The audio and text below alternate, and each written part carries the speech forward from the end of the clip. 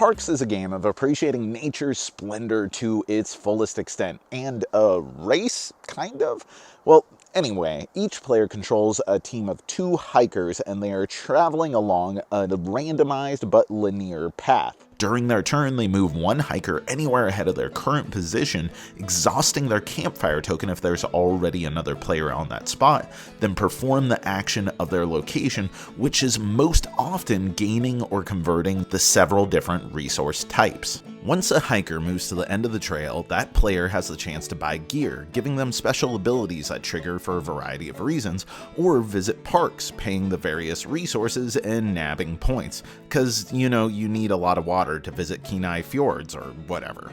Once all but one hiker has made it to the end, the last hiker is forced to move directly to the end of trail. There's some end of round management, then you gather the trail cards, add an advanced one, shuffle up, and reveal the trail for a new round, one step longer. After 4 rounds, the team with the most points wins. This may be one of the prettiest and most peaceful games you've ever seen, but don't let that fool you. There is a solid amount of tension and player interaction in how this game unfolds. You could jump ahead and claim the best spots, but you're limiting the number of actions you get throughout the round. Go too slow and you'll risk having people clutter up the spaces you want to go to, and since the campfire doesn't refresh until one of your hikers makes it to the end, you have to be extra judicious about how you use this token. But it's not just all about grabbing resources. There's a couple of little tiny systems in this that take it from a solid concept into a really great game.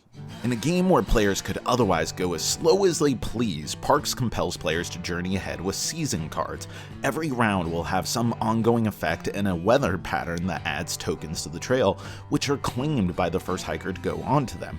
Keep in mind, sunshine is the exclusive resource for buying gear, and water, when gained, can activate once per round abilities on canteens. Speaking of, canteens are optional activatable abilities as opposed to gear, which is either persistent or triggered effects. Everyone starts with a canteen, but stopping at the vista allows you to draw a new one or take a photo. Oh, yeah, photos are another thing. Photos are uniquely illustrated tokens, each worth 1 point, and taking a photo at the vista gives you the camera token. You're on a roll. Not only do you get to take a bonus photo at the end of every round, you also only have to pay 1 resource instead of 2 when taking pictures. Lucky you. All in all, this is a pretty tense, albeit pretty straightforward game with a lot of player interaction, strategizing all about what you anticipate the other players to do, never wanting to move too far ahead or too far behind. That said, it is a pretty narrow package. You get resources and either convert those resources to points or convert them into other things, which will ultimately convert them into points more efficiently. For some people, that just ain't gonna be enough depth, and I get it, but for me, it hits this really sweet spot of feeling both robust and concise, and we haven't even talked about the cosmetics. I'm going to say it straight up. Parks may be the most gorgeous game I've played. From the elaborate and surprisingly functional insert to these striking stained wooden components to the illustrations of various US parks, which of course, being an Alaskan, I was overjoyed to see such lavish productions of scenic areas I have visited and treasured throughout my life.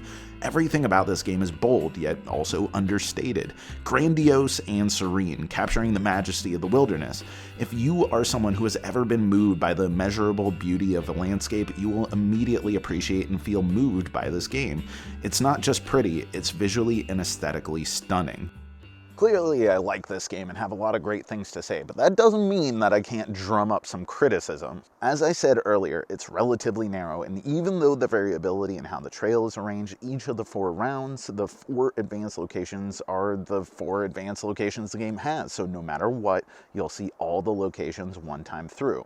Other stuff like gear, canteens, and the secret gold card that you could get at the beginning of the game will change, but for the most part, games play relatively the same. Also, the animal resources, these are incredibly beautiful and uniquely shaped. Look, you got a rad whale and an eagle. Oh dude, a moose? I love moose, but they are all the same. Animal resources are for the most part wild, but a moose is the same as an eagle, is the same as a buffalo. That's going to bother some people, though on the other hand, you could just end up with only one animal shape, period, and the thematic diversity, if not the mechanic diversity, is still really welcome. Lastly, Solo is merely okay. It's got some interesting mechanics to simulate the single-player experience, but it doesn't have the oomph that makes the tension between players compelling. And when most of the game is simple resource conversion, it doesn't make for that satisfying of a system. I'm happy they included it, but it's far from my favorite Solo mode to come out this year. But after all that, if that is me scraping the barrel for my criticism on the game, then you can pretty much tell how I feel and how this hike is going to end. Parks is an absolutely breathtaking game that has a mechanical backbone enough to justify the lavish production, but reserved enough to appreciate it. And this is a really good game. And that is our review. Thank you so much for watching. I've been Jack for the Cardboard Herald. If you enjoyed this video, we have all kinds of other reviews, interviews, and recommendations via writing, podcasts, and video here on our channel and website cardboardherald.com. Our content is audience supported, so if you want to show your support, please visit our Patreon. Thank you so much for watching. This has been the Cardboard Herald.